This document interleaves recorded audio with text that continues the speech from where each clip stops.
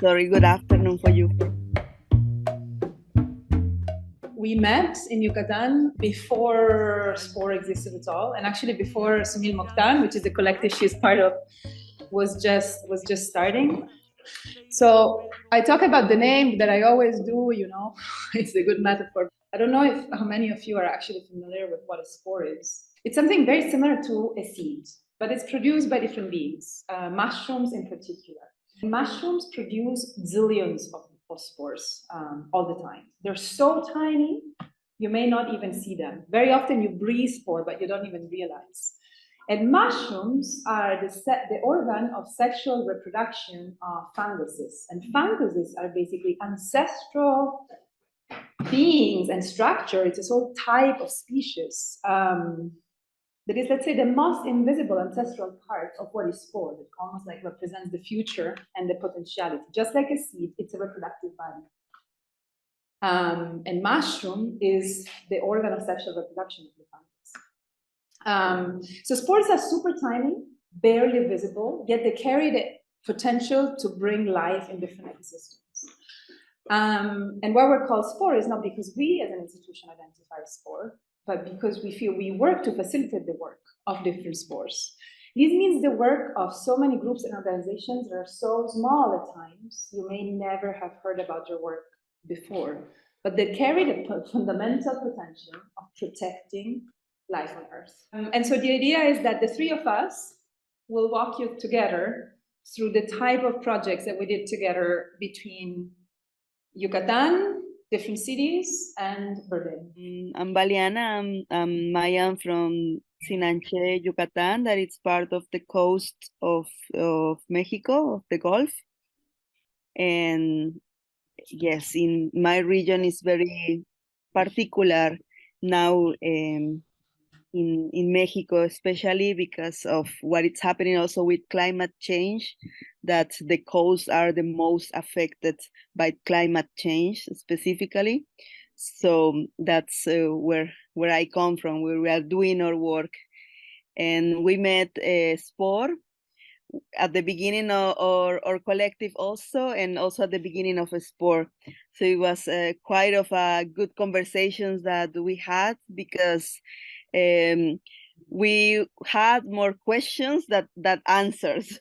Like, we know what we wanted to do, but we wanted to know how we can do it, how can we support us, how can we learn together also, and what can we do collectively, specifically in a moment in which the two spaces were actually born.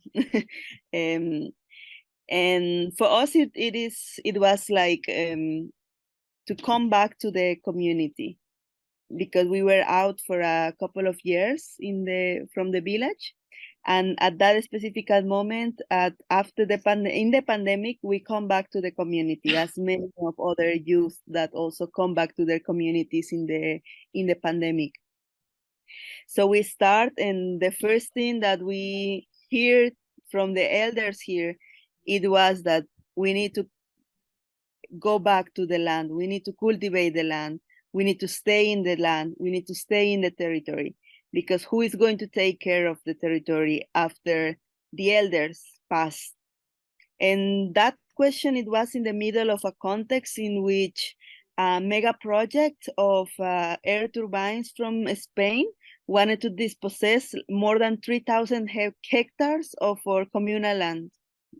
So in that context, can you imagine what represents for us to come back to our territory, to come back to our community, to come back to the land, and to relearn how to be in the land again?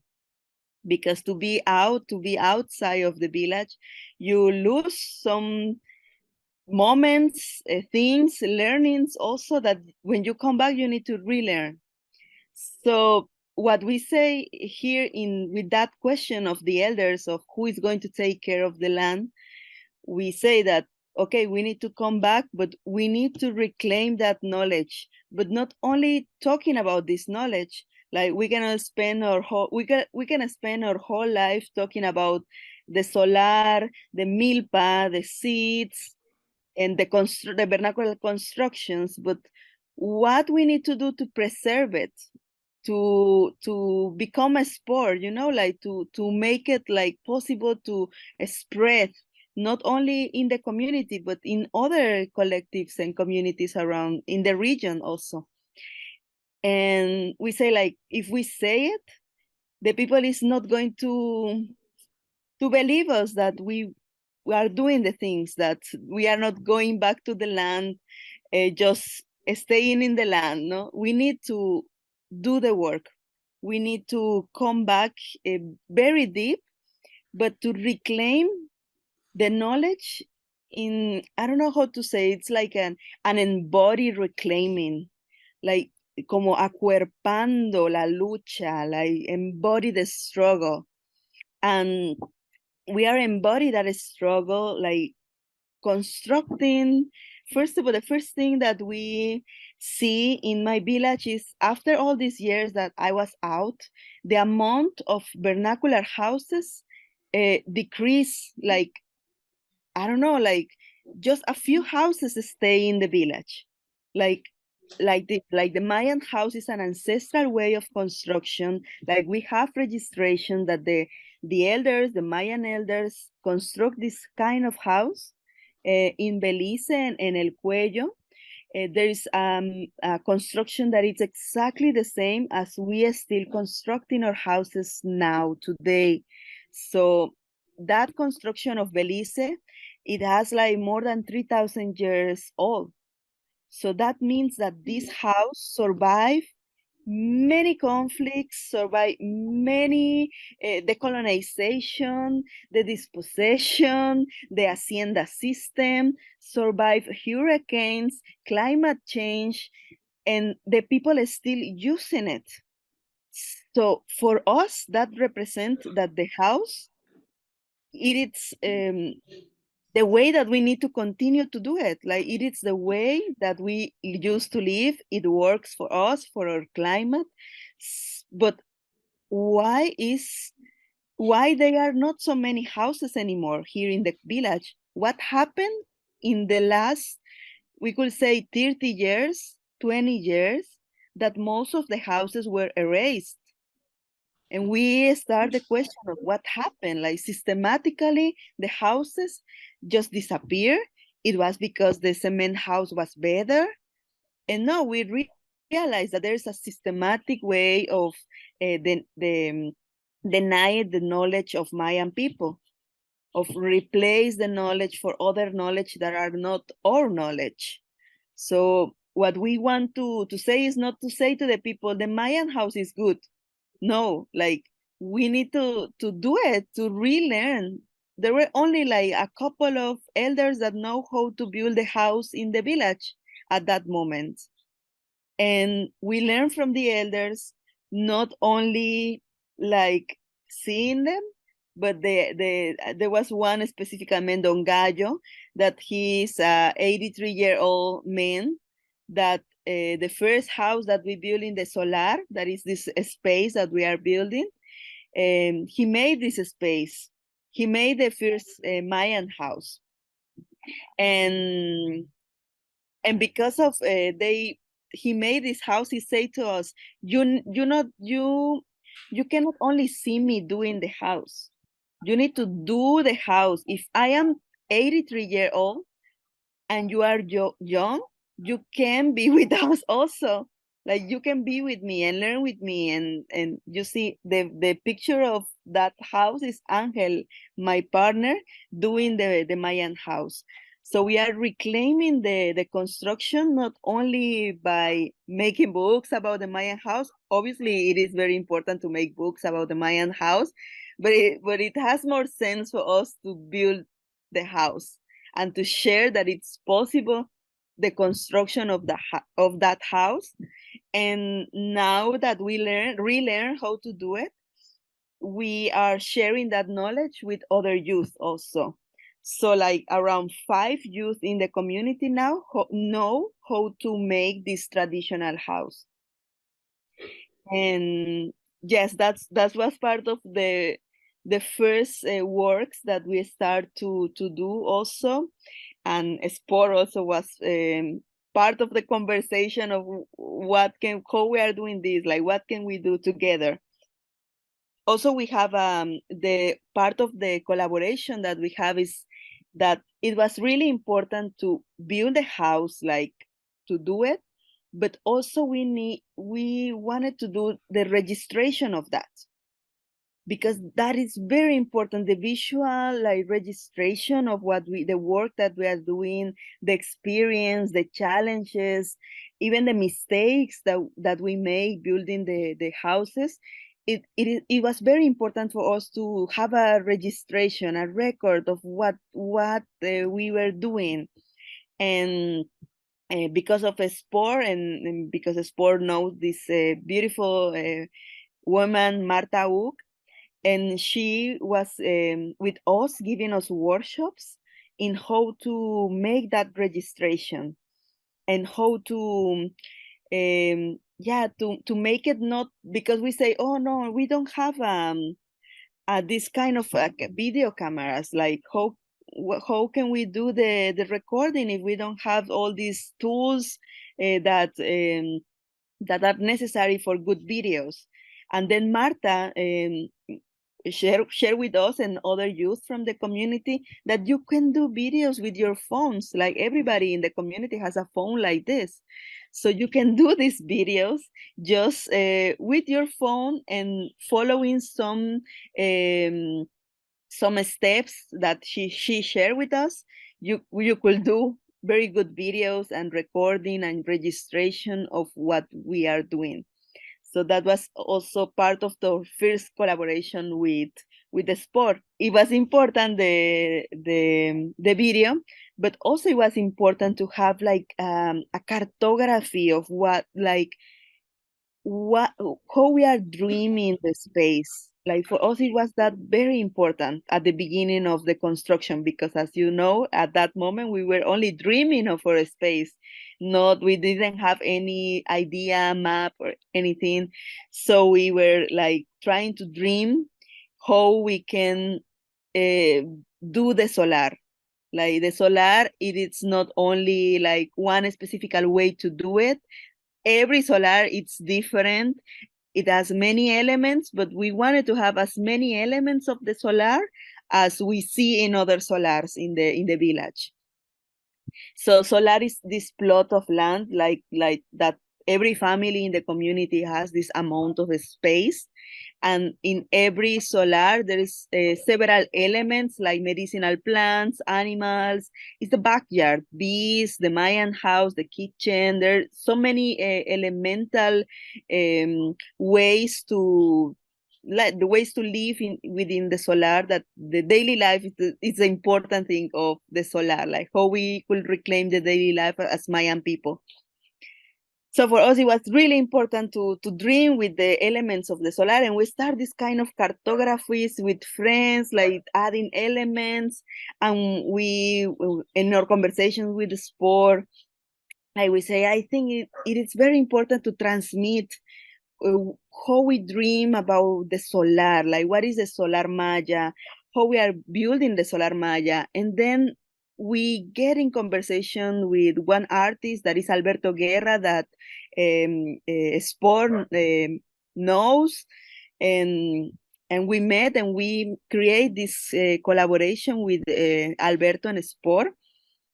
It was amazing. It was really amazing, because at that moment we didn't have almost anything of this. And nowadays we have like 90% of the space done. But it was because we had the capacity to have conversations, to meet with the artist also. And can you believe that the artist he was never here? But the most impacting thing about this is that the artist, it was not that the artist was never here. It was that the space, it was not done at all. It was like only like one space, that is the big palapa and the dry toilet, that it was constructed at the moment that we made the cartography. And we make a beautiful presentation and we upload this on social media. And it become viral, somehow viral, the image. But we see that it become viral because it has all the elements of the solar, of the living, of how we live as Mayan people in a beautiful drawing. But a lot of friends were using this not only as a beautiful thing that you see and you share in social media. They started using this as a tool in which they put the elements and they start to talk about each elements of the solar, the Mayan house, the kitchen, the seeds, the vegetable garden, the medicinal garden. So this image become a tool now for learn about the how we live and how can we play. This is the leaflet, and we printed also, and we have this conversation also with the sport, because we want something that it could be small, but when you open it, you could have a whole picture of like a poster of the solar, and we write some like things, very general things about how we believe, the elements that we believe that was important, but we say that it's not a rule, like it was not something that the solar needs to be like this way. And it become really beautiful when now we see many friends taking the elements of this drawing and adding to their own solars. And yeah, I think that's part of the, and we did this in English, Spanish, and in Maya. That is the solar when the first time that we met. That was a beautiful photo that I didn't have that photo, but it is really beautiful because that was the beginning when there was nothing. At that moment, we made the cartography, and nowadays 90% of the construction of this space. We only had the dry toilet.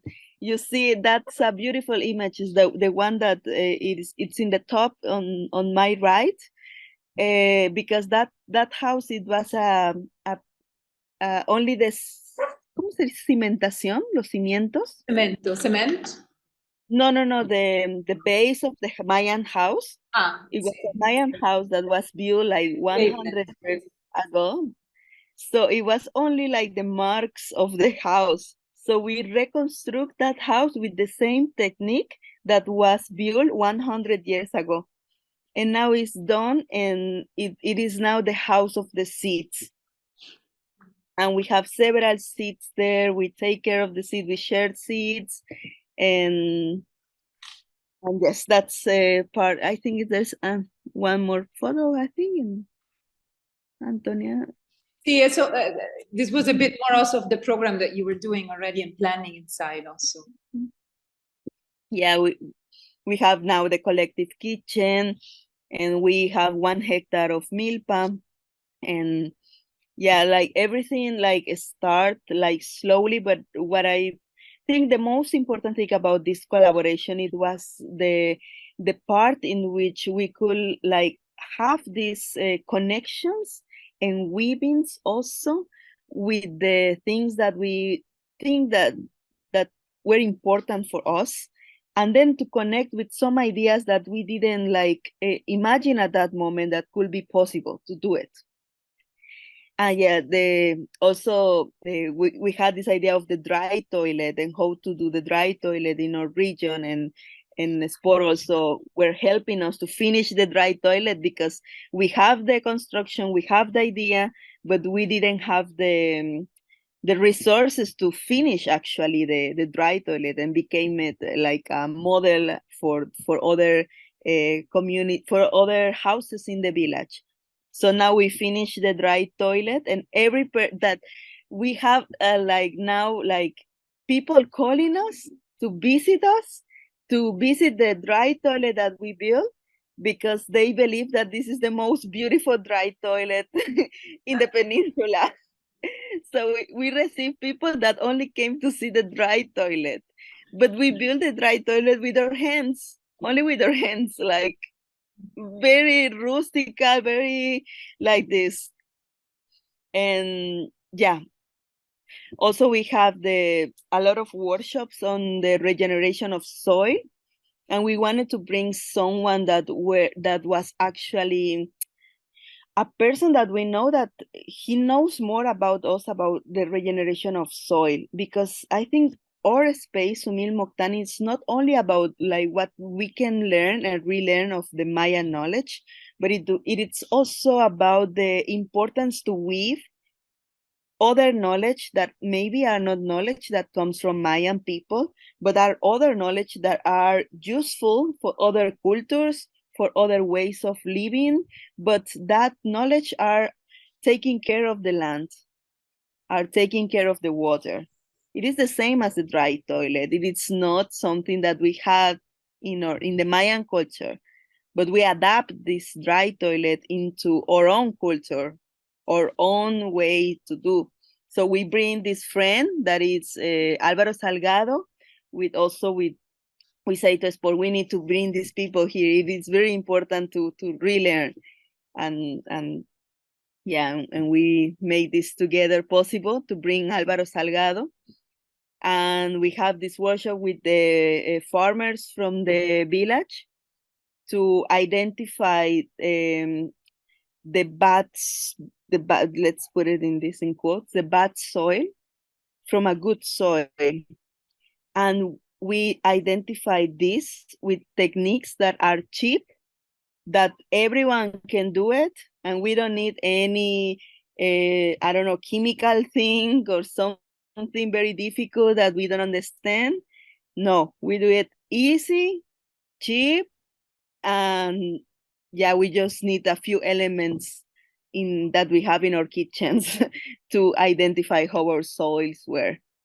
And it was beautiful because then this year we were in Berlin, in by invitation by Sport, and we reproduced the same workshop that we did with Alvaro, but now in Berlin, seeing like the condition of the soils in a Sport and experimenting a little bit with the knowledge that we have from 2 years ago with Álvaro Salgado. So this knowledge, it's about how we weave, how it travels also in this space. And also when we were in Berlin, we had the opportunity to visit many farm spaces and collectives that were working with food, with some of the things that we have in elements in the solar. And it was really beautiful. It was so rich for us to see other ways of doing farming, to see other ways of connect the city and the rural areas, to see how we could preserve food, for example, something that we don't like. We have some notions. I asked my grandmother, for example, like, do you know about preservation? And she says some things, but when we were in Berlin, we gathered with some people that are doing this, and we learned from them a lot. And this was a beautiful workshop also with friends from, ¿cómo se llamaban estos? Flamingo. La Foresta, ¿no? La Foresta Collective. Yes, and they made this workshop also with us on the recognition of the territory, and to put elements also in this beautiful tapestry that you see there. And it was also beautiful because Kurdish friends were there, and Kurdish women have been also in Mexico a lot, and I know some of them, and I realized that this woman, she's Kurdish. She knows a friend that I know. So it was like the connections are there, are visible. We are in the same, in the same weaving at the end. And that's what we want as Sumil Mokhtan. And that's also the meaning of Sumil Mokhtan, is the rope that weaves the world. So we were also in the garden. That's the sport garden. sport garden, and we were doing this the construction that you see with the sticks. We do it with Misha and Angel. We help to also construct this because we had the same experience here in our garden, so we know how to build it. So we do it this together there. Very general because I could share more details and histories but that will take maybe a week to share everything. We could connect later. Yes. Thank you so much. Yeah, thank you. Gracias. Thank you. Gracias.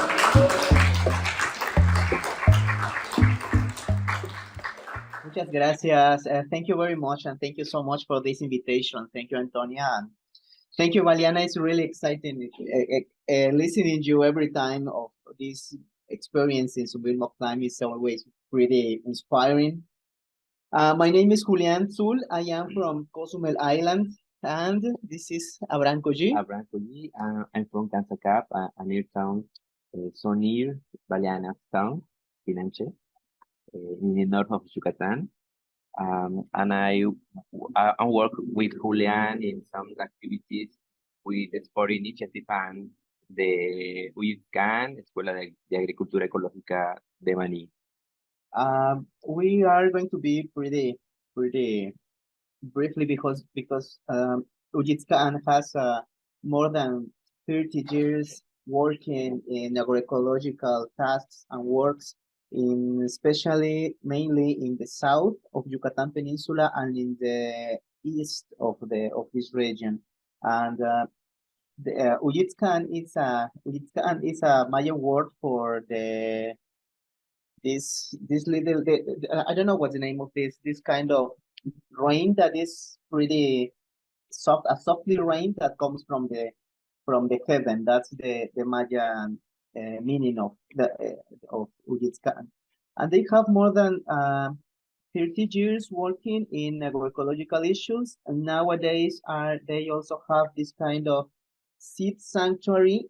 Is you can watch that in the picture. It's a kind of very special place where native seeds of pumpkin or corn and another native seeds are stored, especially in not also as a kind of library of seeds, but they especially when we are having some different disasters such as floods, for instance, like more or less 3 years ago, some campesinos and campesinas came over there for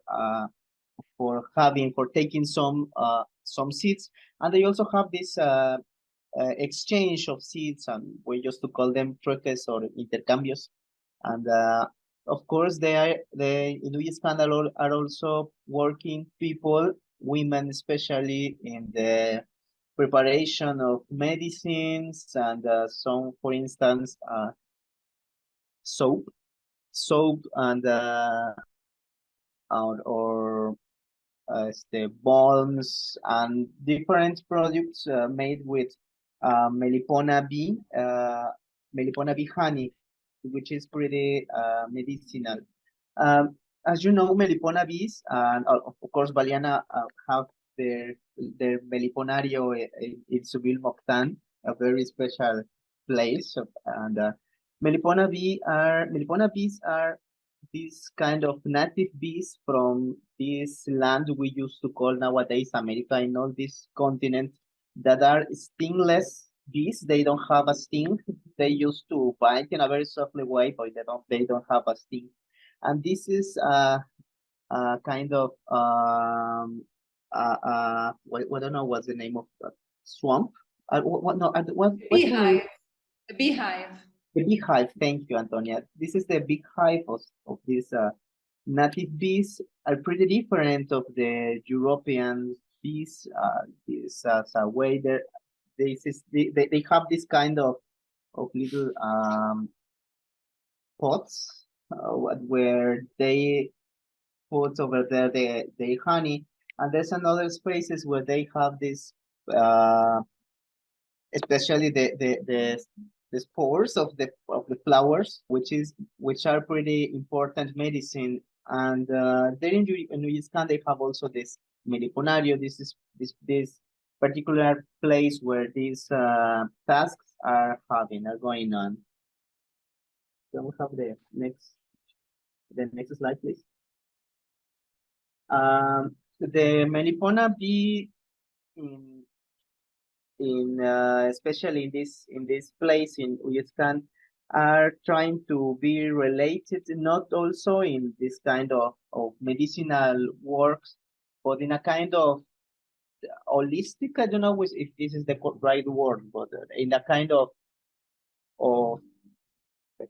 task that tries to touch every part of the ordinary and daily life, such as the ritual life, for instance, and they trying to construct an intergenerational communities between elders and the youngers and children around these melipona hives and around this melipona work. For instance, you can see over there a kind of altar, a Mayan altar of thanksgiving to the heirs and the gods of the divinities that take care of the melipona bee books, melipona beehives. In this work, in this kind of exchange, intergenerational exchange, we're trying to involve some children or younger generations in the south and in the east of Yucatan Peninsula that they are involved in these melipona tasks. Towards the Spore initiative, we're trying to think and dream in a kind of cultural tool that could be part of these processes, and not only for the elders, but also for youngs and children, and certainly, especially with kids that are involved in these melipona tasks, but also of another people that are not involved in these tasks. So this is this book, this melipona bee book, is a cultural tool that was made towards Yucatan and Spore initiative and this collaboration. And we have this, for instance, three special materials which were made with a with so many collaboration. We have this in kind of accordion with this facsimilar in one side of the Mayan Codex that is nowadays in Madrid, Spain. This Mayan Codex, some of the pages that are especially illustrating some pre-Hispanical tasks and rites of the melipona bees. And in the other side, there is a new Mayan Codex made with pictures and drawings of Mayan kids that are nowadays living in different regions in Yucatan. They are some of them. And in the other material is a kind of pretty, not a manual, but an informative book which was made with meliponicultoras and meliponicultores in different sessions. They shared which they know about melipona bee and about the melipona tasks, and that book was made. It's especially informative, but that was made with meliponas and meliponicultoras and meliponicultores. And the other one is a poem and a poem book which was made with two Mayan poets. One of them is has their own meliponario in her house. We can watch them. It's Daniela Cano over there. And part of the collaborations that Abrahan and I are nowadays in that is the distribution of this material and in the activation of it, which we are having some reunions and in little independent spaces. We invited some meliponicultores, but not only, also artists and also activists and everyone who wants to join us for sharing and for imagining how could we use this book in our villages, how could we use this book in our initiatives, or if this book could inspire us in our Melipona tasks or in the tasks or the daily and quotidian life we have.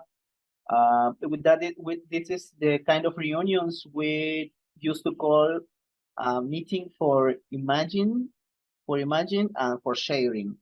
Not also this material book as a kind of cultural tool, but also some strategies in we could be similar or be in front of the native bees, kind of how could we reflect each one or tasks in front of the Melipona bee hives and their work. This is a kind of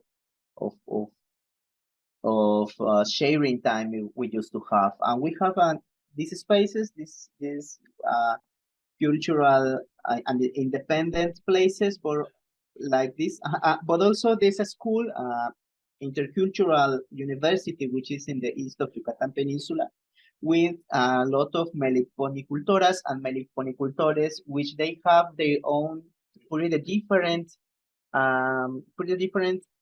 ways of a kind of very particular management of the meliponicultora bees they have in this region, in the old region, which was in the old Maya war, the ancient Maya war. We are here. Here we are in Campeche, in Tiyun. Yeah. This picture was after a kind of this activation. And maybe I pick up now here with the activations we did in Berlin. Yeah? And then we come back together in the conversation. Yeah. Yes? Yeah. Yeah. So this is an example of the processes and like how then sort of the program in Berlin also comes. So we used actually the material. Also, just to add something, the Melipona, I think the very important thing that Julián also brought in from the very beginning was it's a bee almost under extinction, basically. And one of the reasons is that it produces very little honey. So why it's more important, it's as a pollinator for the ecosystem, more than actually as a honey producer, so to speak. Anyway, what we did, and I know we're super tired, so I'll try to sum up kind of fast.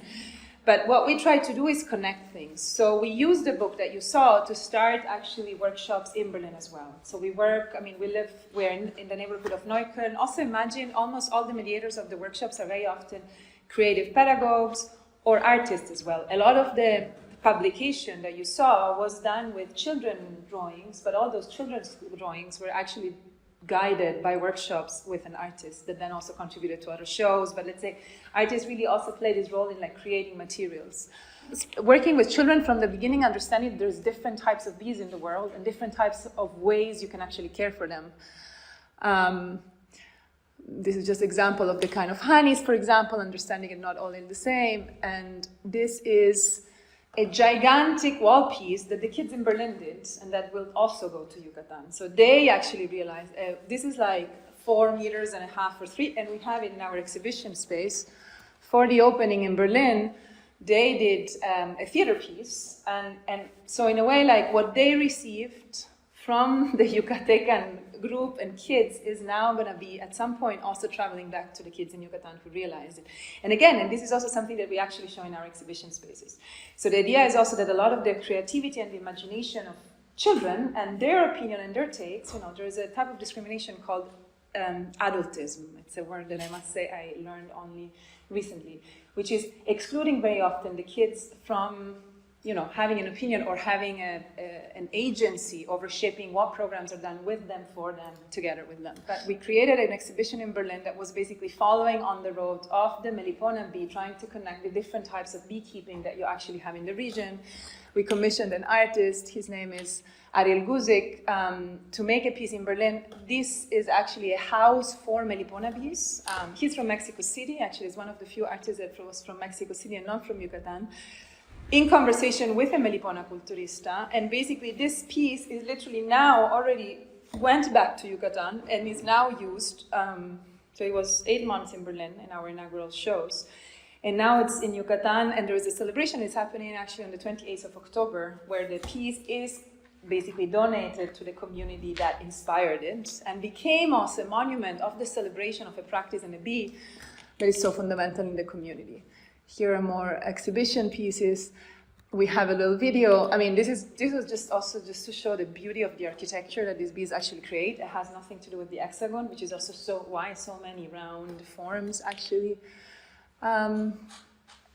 Also, all of our exhibitions just transform but never really end. So basically we have a starting point, and then you slowly have things that get added, some that go out, but it basically continuously sort of transforms, never really starting from scratch anywhere.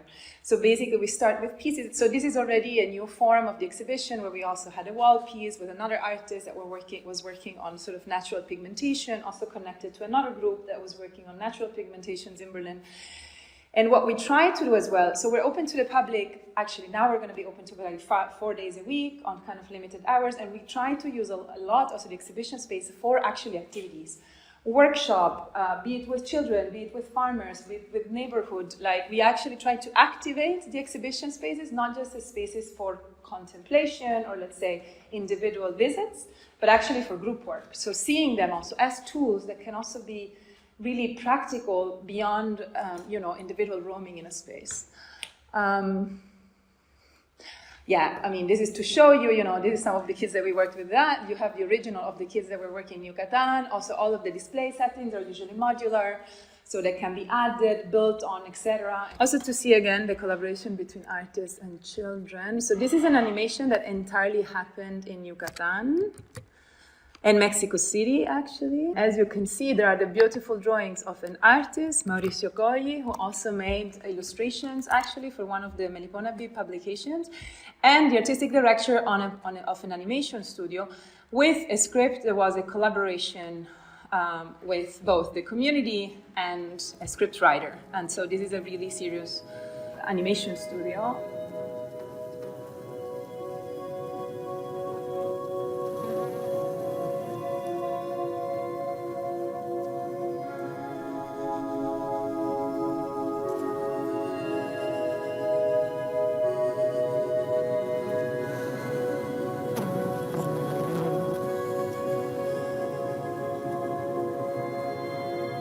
En el principio, todo era oscuridad.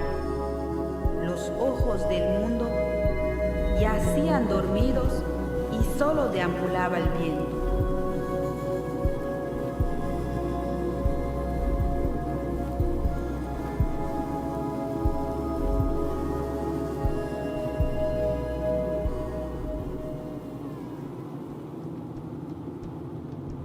Los primeros zumbidos llegaron con el suspiro del sol. Amaneció. Ahí, entre flores y néctar, en las manos de Saknik, los insectos de vida abrieron sus alas. Buenos días, Alampi. Buenos días, Shunanka. Con ayuda del gran cántaro terrestre, se creó la armonía. Tat, tat, tat, tat, tat, tat.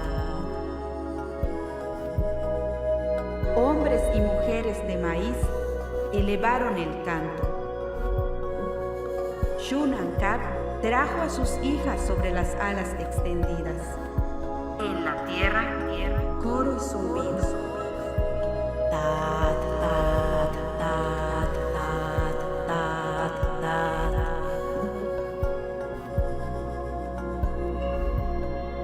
días y noches, luces, alas, el canto de Sacnic en el colmenar. Ta, ta, ta, ta.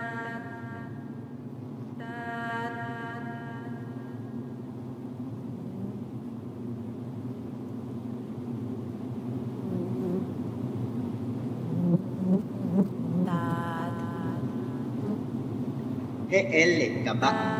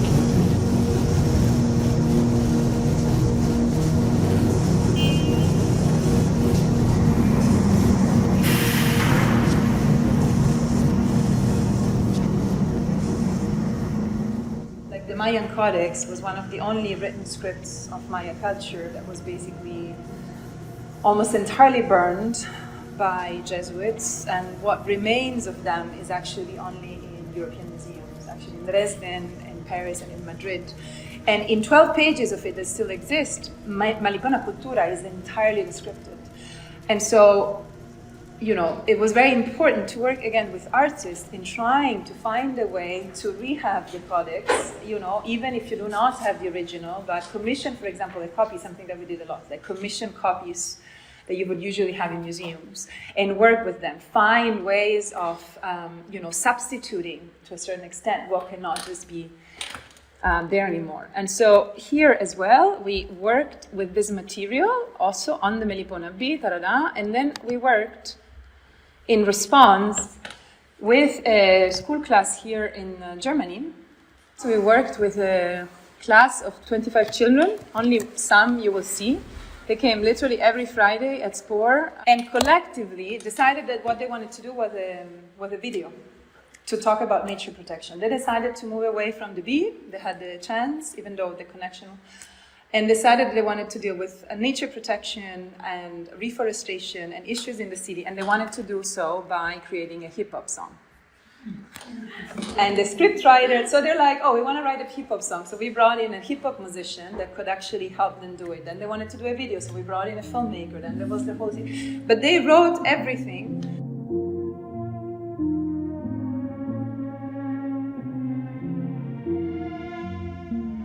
Jedes Mal, wenn ich rausgehe, sehe ich einen Baum. Da denke ich mir, oh mein Gott, wie schön. Wow, ich will, dass er lange bleibt, das ist mein Traum. Der Mann sägt ihn ab, ich sag, ey Bro, calm down. Ihr sagt schöne Bäume, doch bedreckt seine Träume. Es tut euch nicht mal leid und das jedes Mal aufs Neue.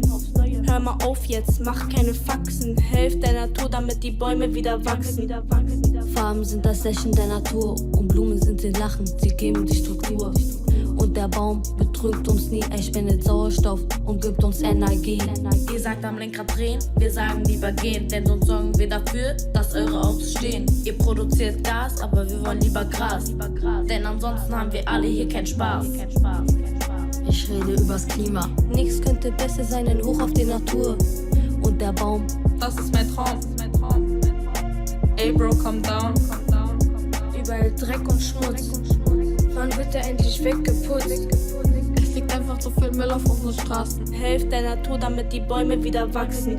ja Mann, ich rede übers Klima. Ansonsten gibt's ne Katastrophe wie in Fukushima. Was ist in der Welt? Am meisten gibt es die Natur. All zusammen, damit wir uns verbinden wie ne Schnur. Die Welt ist kaputt, überall Dreck und Schmutz. Wann wird er endlich weggeputzt?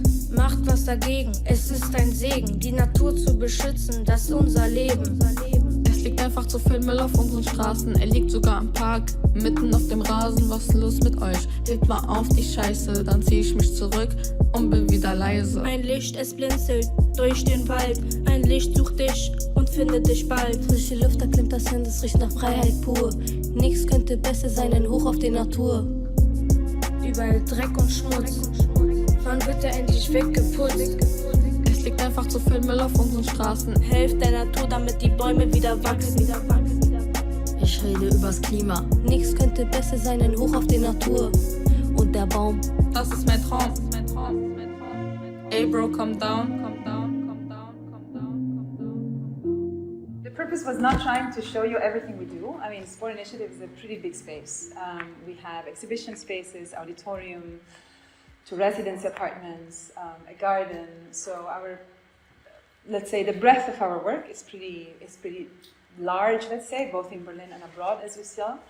But I wanted to try to make you follow through the types of processes that we go through in order to produce, but also to connect to different places through what we say, the nurturing of common grounds, more than actually capturing everything that is different, so to speak. So I was like trying to run because I was like, I feel we're all so tired. Yeah. But please make questions if you still have the energy, or ask to, go somewhere else.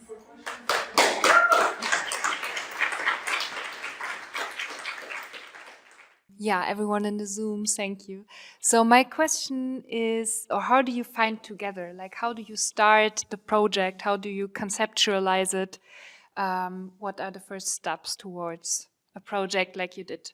Yeah, so I mean, where we started it was really in Yucatan for biographical reasons almost. The 2 founders are German is one, and the other one is Cuban, and had been working in Mexico for very, very long already.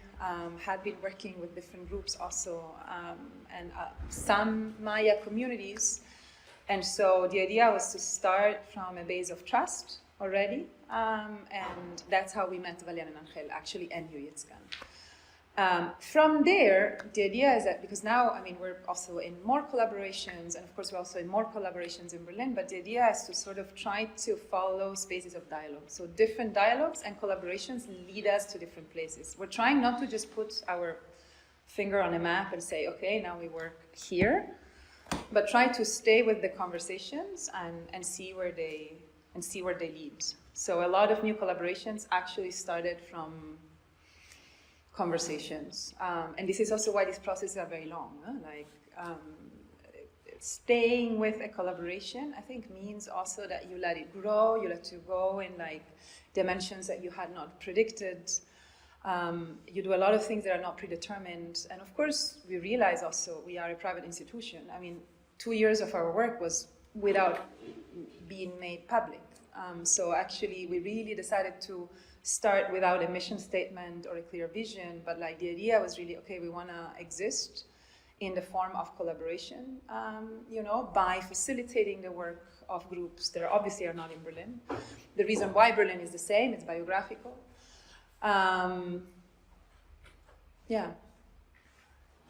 And then they're not conceptualized, that's the thing. They all come out of necessity, you know. There's neither me nor any of the curators that say, we work on the Melipona, you know, or weather forecasting, and, you know, we have a lot of different, but it's actually based on conversations. And those conversations lead to what might be interesting to be doing because it's in use, because there is a necessity and an urgency that is not really established by us. So that's kind of at the core of it. And that's what I meant with like non-artist and non-really curatorial centric. Curators come after, and we have great skills. I mean, we're very good at producing and realizing super crazy things, right? I think we have such an amazing experience in the art world in like making really crazy things happen. So I think it's also not wanting to downplay incredible skills that I think everybody is bringing to the table. It's more like trying to create a collaborative framework by recognizing everybody's role. So it's more a curiosity about how, if this focus on pedagogy is something that comes since the start, or it's something that also has come out of a process, maybe of collaboration or specific maybe request from someone or something that you saw or you felt was missing in Berlin? Both. I mean, we definitely wanted to work with learning and pedagogy and multi-generations, for sure. Like the idea really from the beginning was, how do we go beyond our peer groups? How do we involve older people, younger people? Like, if we believe in all these beautiful ideas that we're putting on the table and on stage in the art world, it's like, why wouldn't you want to, you know, bring different generations together in it? And so the idea was like, how do you break with a conventional concept of like education, which is very often with pretty poor aesthetics? I mean, I'm generalizing, but you know, like, how do you think about pedagogy in a way that also involves artists in a kind of ongoing setting, and also involves artists in the production of pedagogical materials, so to speak. So it was from our side from the beginning, definitely in Berlin, but it was really, really early on, especially in the work with you, it's Scan actually, that do a lot of work with younger generations, especially because I think the passage between older generation and younger generations, like also Valiana was saying, of knowledge is really, it's really a thing. I think there's a lot of knowledge that is getting lost. I mean, I would talk about my own grandmother in the same way. She didn't even see her knowledge as knowledge. And so how do we break free from just seeing knowledge as something that you learn in an educational setting and that it's passed? But how can education and learning happen in different setting and pass on from different kind of characters who are not necessarily, you know, certified professionals? So we do that in schools as much as... I don't know if you guys want to add something to the idea of learning. I wanted to ask you if you would like to share something about the structure of Spore Initiative. Is it an NGO? How is the decision making? How is the funding? Can initiatives apply for funding by you, or how does it work? How is your position also? So we're registered as a foundation. We're a Stiftung. And we're founded by Hans Schöpflin, who's a private person, basically. He's a philanthropist, Stifter, we would say in German also, and entrepreneur, who started his philanthropic work already in the late 80s, early 90s in the US, actually. Actually, his work started with another philanthropic organization that still exists, Pantarea, that was working on, I would say, really environmental justice work, more from a classic sort of, at least at its starting point, from a classic, also more US perspective, really from political movements. So we are his third foundation, actually. We are a team from different places, so we're quite an international team, coming from Latin America, North Africa, South Asia. So let's say, I was there from the very beginning. I tried to constitute a team that would also carry knowledges and languages that are actually relevant to the type of work that we do. I would say also we have a team with very different backgrounds and also very different, I don't know, specializations, let's say. We really have people coming from farming, for example, or from pedagogy, like literally being pedagogue. And also I have not a super young team. And I must say, this is also something that was really wanted from the beginning. I mean, every team member really comes with a lot of experience and with a lot of networks, be it in publishing, like also we have a bibliothèque that is really focused on multi-generational picture books from different parts of the world. And for example, the curator of it, had a small bookshop in Berlin, multilingual bookshop for like 20 years. The person who is in charge of pedagogical program is a Brazilian pedagogue that works with the Theater of the Oppressed, more or less as a model, but has been working in Berlin already since 30 years. I mean, this is also to say that a lot of the networks that we have, including schools, including different communities that we work with in Berlin, come also with the experience and the knowledges of the team or my own. There's no open call. Basically, there's no possibility of just applying for funding because also we're not a funding structure. So we are more co-producers, I would say. We're not a grant-making organizations. We literally co-produce. So I think that's a quite important difference because it's not just an application, but in the way we co-produce, I would say, like normally cultural organizations do, we really leave space for things to happen somewhere else and to start from a necessity somewhere else, to be distributed somewhere else. Also, the book that you saw is in Spanish and Maya. This is not translated into German and English, and it will not be because it doesn't make sense here, for example. No, like so, it might inspire other practices, but it's not a one-on-one translation. So for now, it's really more classical. Say, if you say cultural institution curatorial work, means it's our own team with our partners that kind of move around where we go.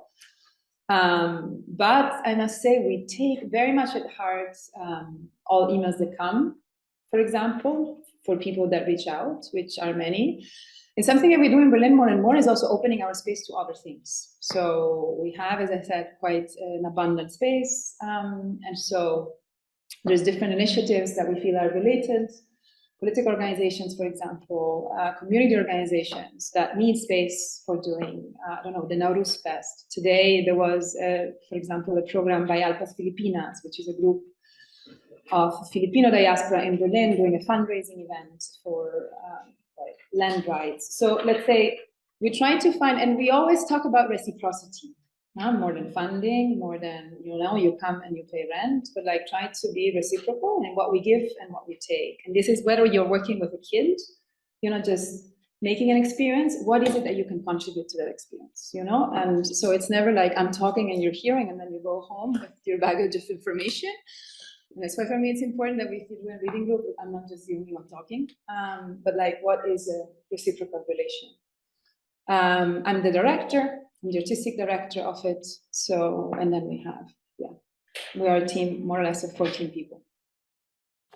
I remember a few years ago I had this idea of thinking about exhibition as a garden, and then you have things growing, you have things dying, and then I visited SPOR and I thought, okay, someone is doing that, because it's very hard to imagine this way of working with the funding structure. You have to really think a lot how to solve this, and connect it to different fundings for different exhibitions. Yeah, but I think it's not impossible, but it's like a riddle. But it also means, to be honest, to take the decision to spend way less in exhibitions and much more in active program. So this is also very often what doesn't happen. I've been a curator for public program for 1 million institutions. We always get a tiny little, like, this is the exhibition, and then you do something with the little cents that are left over from the exhibition.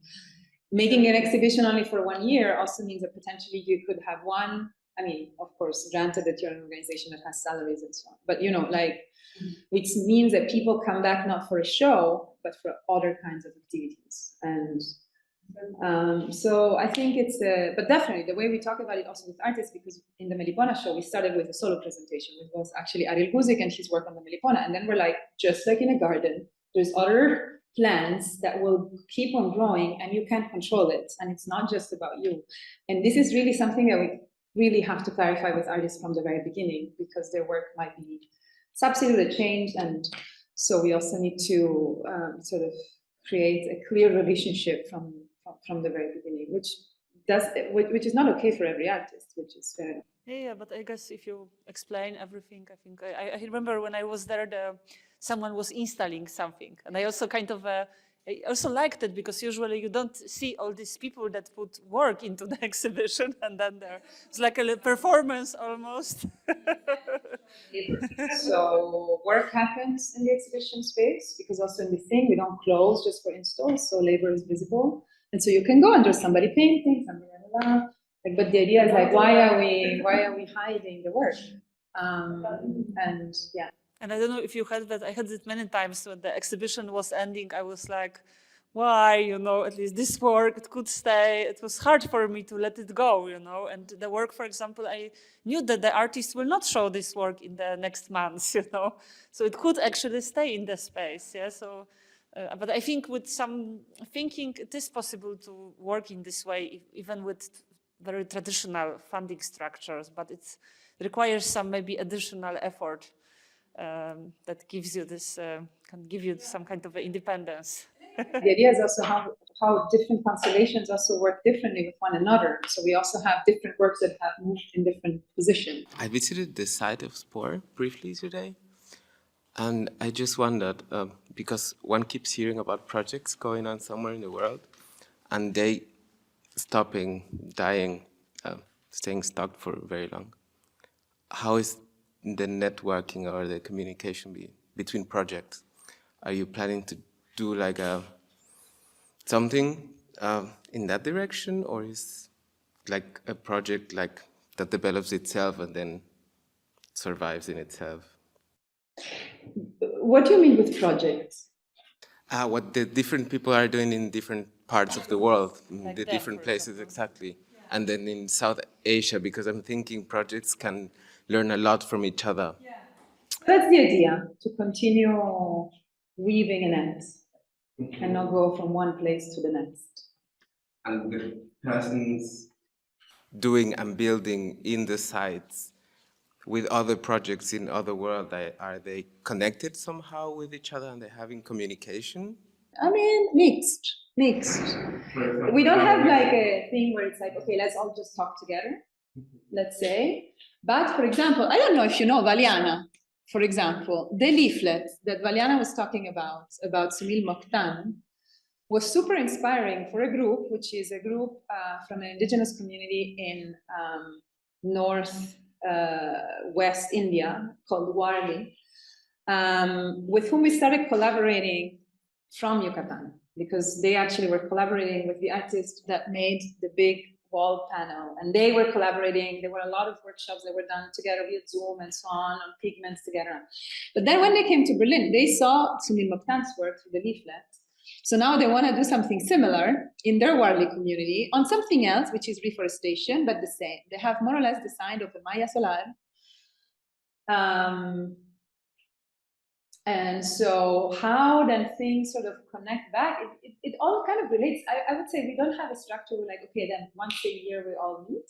But the idea is really to keep facilitating the connection when it's needed and when it's asked for. That's very important. Like also there, I think we had quite an experience of like, having to be in networks because somebody's making the network and then you feel you're bound to have all of these Zooms or whatever. So it's more, based on interest, based on commonality, if there is one, but it's not imposed from above, let's say. But the idea for us, for sure, is to continue weaving. Yes, so how that concretely manifests, like everything else we're doing, is based on the process, to be fair. Yeah. But we're not founders, right? So it's not that projects, that's why I was asking, like, are dependent on our existence, necessarily. I'm thinking about resources, and there's always like big talks about water, how to deal with water. Yeah. And like I was thinking about databases or like this like digital whiteboards in which like people from all over can just like draw a way of dealing with it in that kind of scenario is what I was thinking of. Maybe it is something. Yeah, Maybe, but water is an important topic. It's coming up more and more. Yeah, definitely. Yeah. And it's not gonna be stopping and No. no one has an answer. No. That's the thing. We're monothematic, you see. I feel or everything we're dealing with are things that just recur. They're basic. They're food, they're nutrition, their access to water. It's basic. Like so, for us, it's not dealing with agroecology now and then in 3 years. It's just a kind of monothematic institution in that sense. If we want to put it on themes, and so there's always a way of connecting them. Why you chose this or the funder chose this location? How is the neighborhood reacting? Are they coming? Like, how do you approach them? Is this also through network? And the second question would be about archiving. If so many things are like process based, like did you also think about that? Is it something that you record or how do you archive your process that is ongoing and circular? Allora, to the location, I mean, it precedes my arrival, so I can talk about the founders. Honestly, they were looking for an already existing building, but it was impossible to find for the kind of qualities that were looked for. So Spore in the end was basically land was bought from the church. And then the building of Spore is basically tailored for Spore. The location, Neukölln felt like a really good neighborhood, actually, for the kind of transnational nature of the project and the very variety of knowledges. And I would say also different classes, different backgrounds that Neukölln is also kind of. The way we're trying to do connections is really through work and collaborations, I would say, more than anything. I mean, we have free entrance, there's no ticket, etc., but that's never enough, There's people that obviously feel invited in certain kind of places and people that don't. So we really tried now a lot of work with different organizations. So for example, the school that did this is a school in the neighborhood. Kids bring their parents, and we are working with different schools in the neighborhoods. We work with a really amazing herbal garden project called Flamingo, of like women from Iran, Afghanistan, Iraq, Kurdistan, that are working on herbal knowledge also as a method to try. And with them, we're working already since a year. Our cafe is also kind of a group from the neighborhood, a kind of political group actually called Arakil. They're an Armenian cafe. So yeah, we're kind of trying to connect through various layers. For example, also the garden was open every Friday and people could just come in, and then processes. Yeah, I mean, I'm really against the fetish of hyper documentation, I must say. So we're really trying to not hyper document and not to spend also too much money in documentation. What we do though, and that's actually if you go on our web page, for example, where you see there's a part that is called facilitations, I think. Sorry, I'm a bit tired.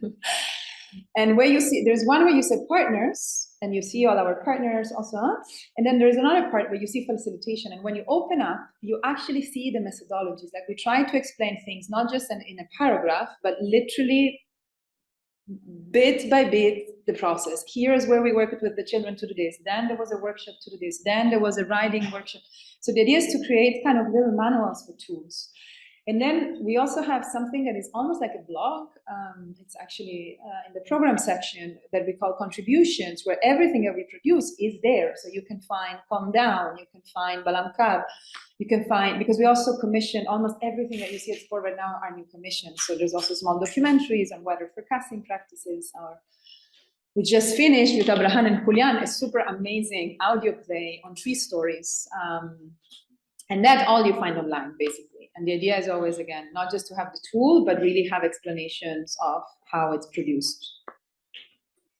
But honestly, the whole, like, we're so baby that I must say we're also kind of focusing on this now, and the big question of archiving has not come yet. But yeah, somehow we really would love to already be selective and not just have a mass of stuff in the end that nobody can navigate through, but like to actually think about it in terms of usefulness more than in testament that we, did it at this point in time. Yeah, we're also for cheap images. Like I feel we don't commission photographers so often. Like we also really are for easier reproduction. Like we're really trying to do things low budget. It's easier to do, it's easier to reproduce. What we do really high productions is the tools. So then we do a tool that is the outcome of a children's workshop, but then we really put real professionals doing it. Be it an animation studio, be it a hip hop musician, but we treat with the same care that you would treat a new commission for the Venice Biennale, something that actually comes from community work. So the idea is also to give it that care and that dignity. So that's where we invest the most, I would say. Thank you. Thanks.